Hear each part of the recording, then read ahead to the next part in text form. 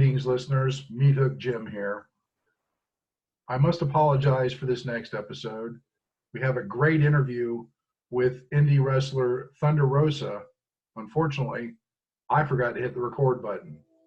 So we're going to join this interview already in progress. Or any other stuff, like my friends, and I'm training MMA right now, and my friends make fun of me because they start talking about like promos and stuff from the 80s, and I'm just like, with like a clueless face, like, I mean, what are you talking about? I mean, I know more now, but you know, I was never like in my to-do list. I'm gonna be a wrestler when I grow up. I wanted to be a teacher, then I wanted to be a nurse. Then I don't remember what I wanted to be, but after being being a counselor for kids that have severe emotional problems, I was like, I don't think I want to be doing this. And I was really depressed, and indie wrestling in the area of Oakland, California really changed my life. It was an outlet for me to like let all the like aggressiveness and that I was receiving into, you know, just channel it into a more positive way. And my husband got me really into it. He's the one who like kind of schooled me a little bit on women's wrestling. When I first got in with him, I was watching TNA in the knockouts in the knockout division. So I really enjoy watching that. And then I was watching WWE, but I was completely different. So yeah, like I didn't really wanted to be a wrestler until I did the tryout for All Pro Wrestling in Hayward, California. Pay $50, and if you like got into like the second place, you get your money back, and the school paid for it. I didn't get it because I guess I wasn't young enough, and I placed 5th place, and I was like, okay, this is it. I think I'm gonna start training. I think I'm an athlete, and I can do this. At that moment, I kind of like believed my husband that I was also athletic enough, and I haven't stopped ever since then. You know, so that's how I kind of got started. But you know, before I went to the school, I wanted to learn more about the business, so I volunteered with my husband a lot of my weekends off because I work full time, and then our weekends we were just like putting rings up, you know, cleaning, just learning the business from the ground up.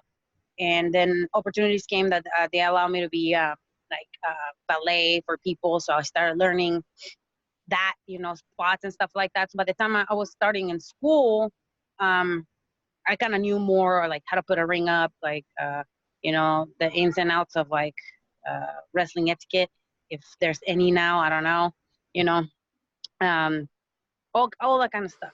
So that was very important to me.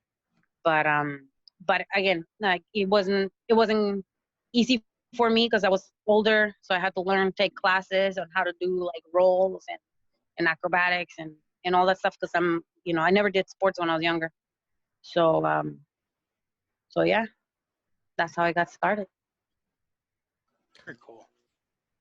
Jim, do you want to go? I cut you off there. I apologize. No, yeah, that's fine. I was just going to say, you know, I've watched several of your matches, Thunder Rosa, and I've seen a little bit of Lucha Underground, as well as some of the matches that are out there on YouTube. And you look like you just have so much fun when you're out there wrestling. I do, you know, but it also depends on, like, for me, when I worked in Lucha Underground, it was really hard because it was another style of wrestling that I was not used to it, and I was really, really new. So I was really afraid, you know, it's like typical, like you are really green, you know, you're scared, you don't want to mess up, you want to make sure that, you know, you do everything right, but, you know, in a perfect world, yeah, that would be perfect, but it didn't happen. And then it was a new character. So I like the first season, I had 5 matches that weren't the best, and really don't like to watch them because they're terrible. But later on, like when I was doing more of the, you know, the sidekick and developing the character, I really had a lot of fun. And then when I was able to do matches and I was able to do stuff, I had fun. Like I was like, yeah, I dig it. Like I want to be in the ring. I really enjoy it because like at that point it was like my 3rd, 4 years in the business, and I feel comfortable in my own skin, and I feel comfortable with the character. I mean, I feel very comfortable now with Thunder Rosa. Like when I first went to Japan, I was very nervous. Again, I was very, very new. I had no experience. They just threw me with the wolves, and orale, you gotta learn the style. and you gotta learn the language, or you're gonna die. You know, and it was the same thing. So that this now my third tour to Japan with Tokyo Joshi Pro Wrestling. I came in owning the place. Like it was like a completely different person, helping the young girls, you know, like allowing them to like do whatever they wanted, to like tell a really good story, and just you know, like really like trying to entertain the fans, because the fans that I wrestle in front of Stardom were different than the ones here at Tokyo Joshi, and you know, I was able to like be me. And now this is gonna be my fifth. Is it fifth? 2014. Yes, 5 years. It is 5 years now. I am comfortable with what I'm doing, and if people don't like it and they're not comfortable and they get offended, you know, sorry, but I'm not sorry. Well, if I could ask a question about Lucha Underground and the character of Kobra Moon, who came up with that character? Was that all you? That was just all you? No, they did. They came up with the character. They gave me the skeleton, and it was like, okay, take off with the character. Like, we want this, but you can do. I mean, they give me like some sort of like leeway on what I can or cannot do, right? Okay. So, yeah, that's why you see it the way that you see it. And it was like they wanted to make it like super gimmicky, and they wanted to be snaky moves and like all that kind of stuff. So, you know, it was a challenge because I'm not used to that. But I think I did a pretty good job, given the fact that I wasn't wrestling a lot, and when I was coming out, the fans really enjoyed me being outside with the boys. Very cool. I have a question about the Lucha Underground. You said that your character was kind of gimmicky, and being a promoter, I'm a promoter for a promotion here in Columbus, Ohio. What are your thoughts? And I just like to pick wrestlers' brains to try to learn. What are your thoughts on how Lucha Underground is more story driven, with like behind the scenes storylines and all that, and not just all wrestling? I know that you're not a big fan of like the big time wrestling per se. So I was just curious to see what your thoughts were on how Lucha Underground is more story driven as compared to other promotions out there. I really enjoy it because we were able to develop the characters into a more like in different layers. It wasn't just like the Queen of the Snakes, and then she just come with something on her head, and then she's like, here, there's nothing. It was like, it was more when there was more money to like make more vignettes. That was really cool when we get to do that. And then you had like all the stuff and the story and like how elaborate and crazy they were. I really enjoy that, and I think like we're missing that in wrestling because they get a storyline with somebody and they don't go really into depth, and then they switch. You know, so like they don't. I mean, if you think about it, in the 80s and 90s, the storylines were long. They were taking those for a long, long time, and people were really investing in them. And I think, yeah, this is a new era, but I think people still interested in stories. Right, I agree. Deeper than like, oh, Bailey and Sasha are friends. Oh, now they're tag teams. Oh, you know what? She got mad. Let's take the tag team titles and let's scratch all the stories. Like, they're not allowing them to develop their acting skills, their promo skills, their storytelling skill. Nothing. It's like nothing. Do you think that part of that is because a lot of things are now scripted word for word or action for action in the back? I mean, it all depends. Like I said, it all depends on the promotion that you work.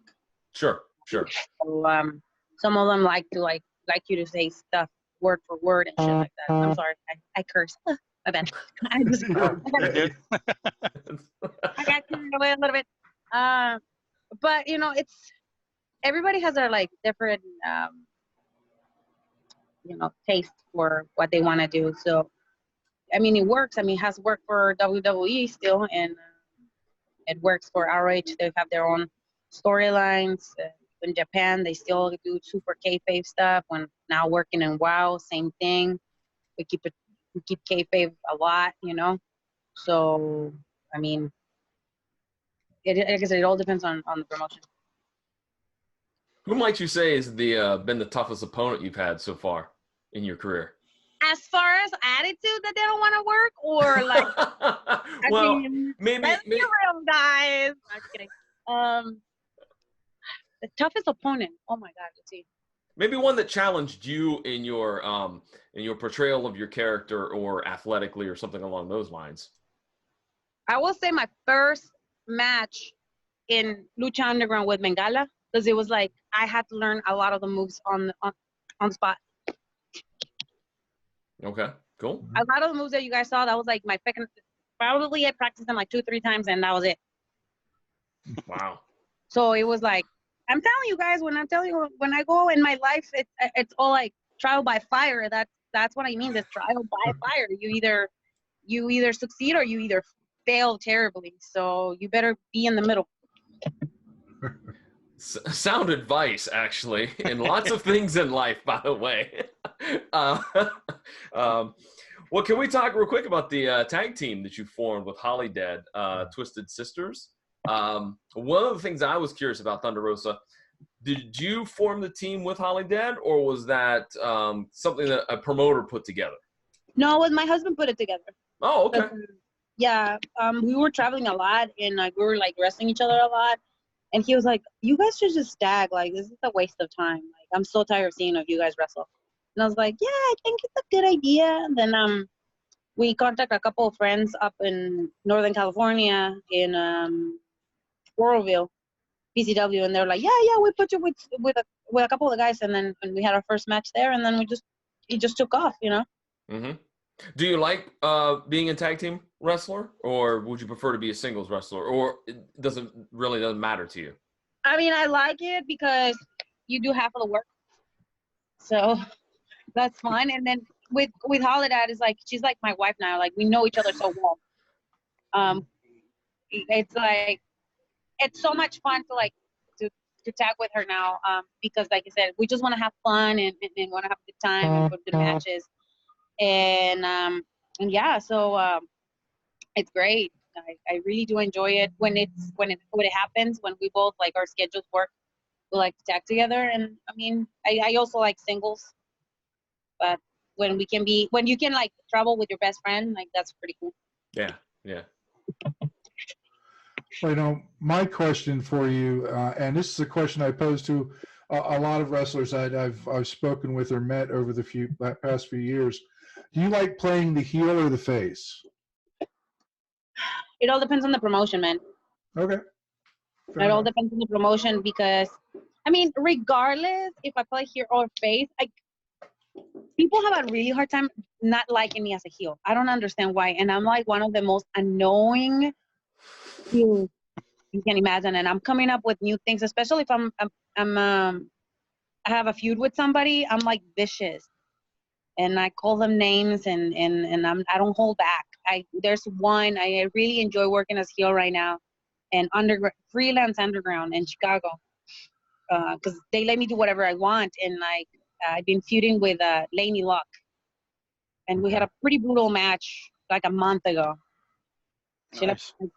I brought a trash bag with a bunch of trash, and I was calling her trash, and like I draw a dick on her face, and yeah, it's just like the build up to the promo saying that she can't cut promos. She can't cut promos. Let's be honest. It's just like it was great. Like she like put the trash bag in my head and suplexed me, and then I finished her almost. I actually broke a sink with my head in that match, and my head still hurts. Ow. Yeah, we went all out, like, and people were super into it. And but here in Texas, like they have me as babyface. They really dig Thunder Rosa, especially because I'm come out with Delina, and they love that. So I dance with the fans and everything. But I mean, wrestling is good to me. I can't complain. I mean, I can complain about politics and other stuff, but wrestling has been so good to me. I've been able to travel the world, make friends, you know, take advantage of opportunities that otherwise I don't think that would have come for me. So heel face, I do the work, man. I do the work. There you go. I got you. That's what it's all about. Is there one particular place that you would like to go to wrestle that you haven't been to yet? I want to go to Australia. Why is that? I just want to go to Australia. I want to see some kangaroos and like some koalas. Honestly, I like to travel. Like when I go on tours, if I can stay a little longer, I do, because I like to like see the culture and like immerse in the culture. Like when I was in Japan, that's why I really enjoyed, because I was able to immerse in the culture and like travel and like learn about, you know, everything with them in different aspects. You know, the same when I went to London, I stayed there for a month, so I would learn so much. And it's like, I really want to go to Australia. I know that Australia is beautiful, and my husband always talks about it. So I was like, oh, I want to go there. There's another place like China right now. It's kind of like the wrestling scene is like growing up with OWE. So I would like to do that. The guys are super like talented and acrobatic. One of my peers is over there from New York, and he's always putting stuff. So I was like, I like to visit. I mean, that's the cool part of being an indie wrestler sometimes, is that if you get opportunities like that, it's like, it's golden. It's I love it. What advice would you give to any new wrestler starting their career out? First of all, get a good job, because you're not gonna get paid the money that you want when you start. You're probably gonna get paid a handshake and a hot dog, if so. So get a good job with insurance, like until you start making double as much money than you make on your regular job, then you can quit. That's sound advice. That's sound advice again. Yep. That's one, because I seen a lot of guys that they're like, yeah, I'm gonna be a wrestler full time, and I'm like, how much you're getting paid? $50 per booking. I was like, how are you gonna pay your bills? Mm-hmm. Like, let's be real. Are you selling merch? No, I'm selling merch. That's another thing. A lot of people think that it's just about the wrestling. No, we are a brand. Yep. You gotta take care of your brand at all times, all the time. You know? Yep. Social media, 100%. absolutely important. You're a wrestler, create your wrestling page or your personal page, and you want to have fun, go ahead. You know, we are always, that's one thing, I'm super blessed. My husband is like always on the numbers and like looking at to see like you know, who's in on social media, how to engage the fans. You gotta engage your fans, because one thing is important. People are not gonna book you if you don't put people on the seats. They're not. Yep, Unless you wrestle for free. You know, I will book you anytime, baby. I got there are plenty of hot dogs to hand out. Absolutely. No, but I'm serious. Like, that's one thing I tell bookers, because like sometimes I don't feel like maybe now I kind of like been a little busy, but I told people here locally, I was like, book me. I will bring you at least 30 people that will pay for tickets, you know, and people will come and buy my merch, you know. So it's like, because I take the time to promote where I'm gonna go, because this is my job. This is my full-time job. If you want to do this full-time job, you got to think about this thing full-time, all the time. Absolutely. So you more or less take your brand and your character and treat it like a business, and it's its own entity. Absolutely. Yep. And for us women wrestlers, there's other avenues to make money. And I've taken those, you know, like costume matches and stuff. That's not disgraceful or anything. Is, you know, I'm feeding my family with that, and I've been able to travel, and you know, I pay for my car with that. You know, I pay my car with wrestling. Yep. You know, because I care for it. I care for my looks. I care for my gear. I care for my appearance before I come out on the ring. I care for my body. My body is important. This is our money maker. You know, yeah. I stay in shape because regardless if WWE, AEW, ROH are interested in signing me, the most important part is like, I am my own brand, and I want my brand to look good, and I care about myself. So that's one thing I've been really on it since before I started wrestling, was to get in shape. And I mean, it's not the easiest thing, but once you get it, like, it's an investment, and I'm investing in my future, and, you know, as a human being, because I want to look good when I'm older, and I want to look good now that I'm a wrestler, in case if any opportunity comes, acting, dancing, I don't know, TV, you name it, you know. It's not only about the wrestling business. I mean, look at John Cena, look at The Rock, look at Steve Austin. All of them are doing stuff that are not related to wrestling anymore. So you have to have that mentality that wrestling it's a platform that can open doors for so many other things. Absolutely. Well, let me ask you this, Thunder Rosa. Your look, your ring gear, and your half of a sugar skull makeup, was that something you came up with when you created the character, or did it come later? No, it came later. Actually, I was not a fan of being called a luchadora because I was an American trained wrestler, and I'm an immigrant, and at that point in my life, I was trying to assimilate to this culture. So I was trying to push my origins and my culture Okay. as way as possible because I wanted to get signed, you know. I was even actually thinking about dyeing my hair and doing stuff like that. But then a promoter came and talked to me, and he was like, well, you know, we have a big Latino market, and we don't have really a lot of Latino wrestlers. I think it would be a good idea if we paint your face like a sugar skull because it's very popular. And I was like, oh, yeah, that sounds cool. So I only started doing it in that promotion. It was in Merced, California. And then when I went to Japan, no matter what I did, I wasn't like getting over it with the fans. And then I got a concussion. And then as a symbol of rebirth from this horrible concussion that got me off for like half of my trip in Japan, my first tour, my husband suggested that I should paint my face again. And that probably will kind of like, the fans will be like, oh, this is kind of weird, but it's kind of cool. So I started painting my face from there. And then I painted my face the last month that I stayed in Japan. Then I came back to the States and I started just painting half of my face. And that's how I ended up with half of face paint. And when you don't see me with face paint is because either I got there too late or it's too hot. So that concussion, would that be the worst injury that you've had in your wrestling career? That and I had some shoulder injuries, and I injured I actually this year, like at the beginning of your year, I was like really injured. Like I had different injuries. I don't know what it was. My back was hurting a lot. It was like extreme pain that I couldn't go to sleep. I didn't know what it was. I got a really good chiropractor that now is he sponsors me. So I'm blessed that I have a chiropractor that sponsors me and really take care of me.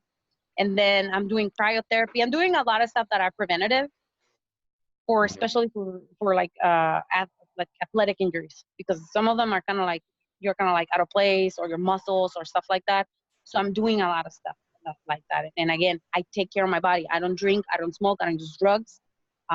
When I'm injured and I still have to work, I have to work smart, not hard. You know, I want my career to last as much as possible. You know, but but yeah, it's like I think something with my rotator cuff got me out. Like I heard it pop, and it was like so painful to lift my hand, my neck. Like it was pretty bad. My knee and a dive out. I still have like a little. It's like a bruise, but I don't know what it is. I mean, it got better, but I never really checked it. It's like all kinds of stuff, man. Like the moment that you can't do regular stuff in your life because of wrestling, and that's when it sucks. Gotcha. Gentlemen, do you have any other questions there? I do have one. Okay, I'd like to switch gears a little bit because we are called WrestleHorror, and you do tag with Holly Dead as the Twisted Sisters and stuff. Do you have any kind of horror background? Are you a fan of horror or haunted houses or anything like that? I like haunted houses here, but my son is like super scared of them, so we can't take him because he cries when he goes. Sounds like my wife. It's really funny. My husband and I were like dying, and he's like, "No, just take me, please. I don't want to." Horror movies. I really like horror movies, and when I was a teenager, I used to watch a lot of them. My earliest recollection of a horror movie was Child's Play. I was terrified of Chucky. Oh my Lord, yeah. Terrified, man. My cousin used to have like one of those dolls at her house, and I will not go to sleep. I have a life-size version of it up in my closet in my bedroom. My wife won't let me get him out of the closet. No, that's terrifying. My friend from Japan, he actually bought a Chucky, like the regular one and the box. Oh, yeah. And he made a Instagram page for it, and he has more followers than I do. What? Well, no, I'm serious. Yeah, he travels with him. He takes pictures in like different cities. I'm like, dude, you're freaking nuts. And then he got this one from The Exorcist. like the light doll, like the one from the movie. It's horrible. Oh, he's always like, "Oh, this is so pretty." Like Jesus Christ. Those are the two movies that are always like. Even when I watch them now, I'm still, well, not Chucky, but at least The Exorcist. Like I'm terrified of that movie still. Mm. All right. I've been scrolling through your Twitter feed, and there's one meme or it's a little GIF that's on your feed, Thunder Rosa, that just tickles me, and I'm sure that this guy regretted it, but it's the one where you slap him across the chest because he asked for a kiss. Oh my God! Yes. No, he didn't actually ask for a kiss. I was chopping a wrestler. Okay. And I was holding him because I was saying beso, beso, because I was like acting like I was gonna make out with him, and I Right. hit him super hard. Then he got to roll out of the ring, and then I started yelling beso, and then the other guy was drunk, and he really thought I was gonna kiss him. he got a surprise. Yes, I think he told the promoter that his skin kind of like I broke his skin. That's what happens when you come to a lucha show. That's right. That's right. I get a kick out of that because it's just the whole, the way you're acting and what he's expecting, and then that chop across the chest. It's like, yeah, that's gonna hurt.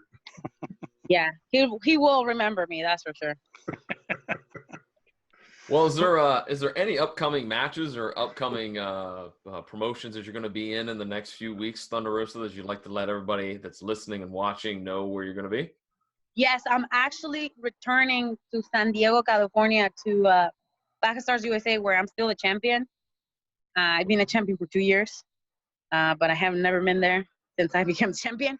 So I'm gonna be there tomorrow, and I'm super excited because San Diego is where I grew up. That was the first city that I actually moved in when I came to the United States. So my family's there. Everybody's gonna come to the show. It's gonna be fun. So if you're in the San Diego area, come down. Then I have Nación Lucha Libre in Mexico City. It's our first show, and we're beyond excited because this is a new thing that Alberto Del Rio and Chavo Guerrero are working on with new wrestlers. They have around 100 wrestlers that will be working on and off in the company, and I'm really blessed that I'm one of the female wrestlers that will be working there, and I'm beyond excited because I haven't wrestled in Mexico City for over 3 years. So I love Mexico City. I think it's so much fun. And then I'm going back to San Francisco for West Coast of wrestling. And then I'm wrestling Ariel Monroe, one-on-one for the first time. So it's going to be very, very. And I think those are the ones that I have soon. And then I'm going back to Canada, Vancouver on the 20th. I'm super excited. That's another Lucha Libre Espectacular. So it's all like Lucha Libre tacos, margaritas, cervezas, everything. So it's going to be really, really fun. Cool. Jim, did you have something you wanted to say? No. I'm just I'm listening, absorbing everything that you say. I thought you wanted to say something. That's why I was throwing it over to you. Well, Thunder Rosa, is there anything else that you'd like to say to the fans here? I know we're getting up to about a half hour here, and we kind of probably want to start wrapping things up. So is there anything you want to tell the fans out there?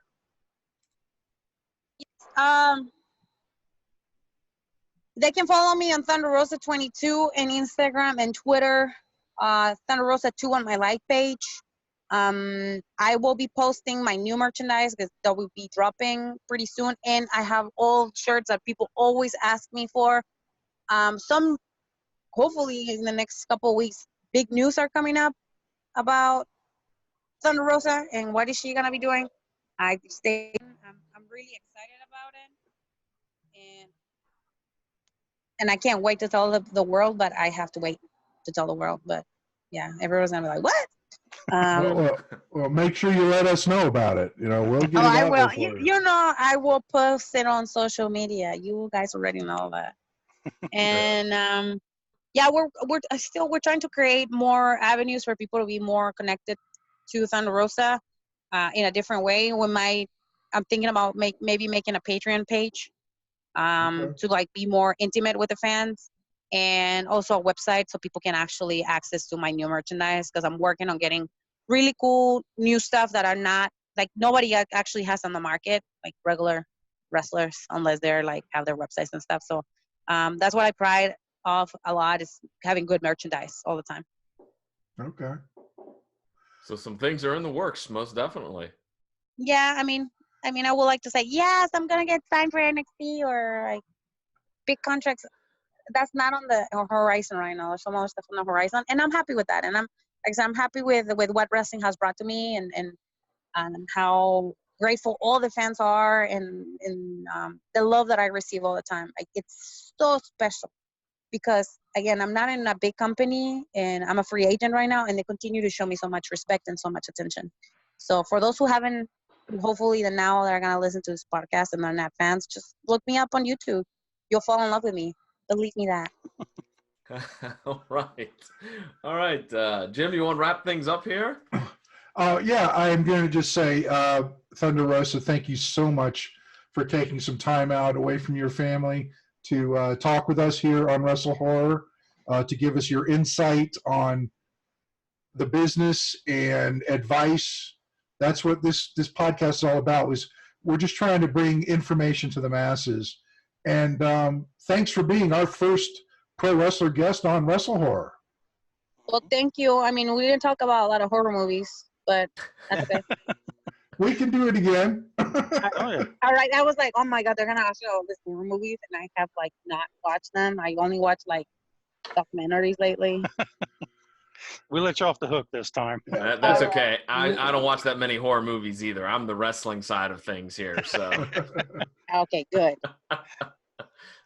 So again, thank you so much, and good luck in the future. And again, congratulations on becoming an American citizen. Thank you, and God bless America. Yay! Yay! Hey. Thank you so much, and I hope to talk to you again soon. Okay, take care. Okay. bye-bye. Bye.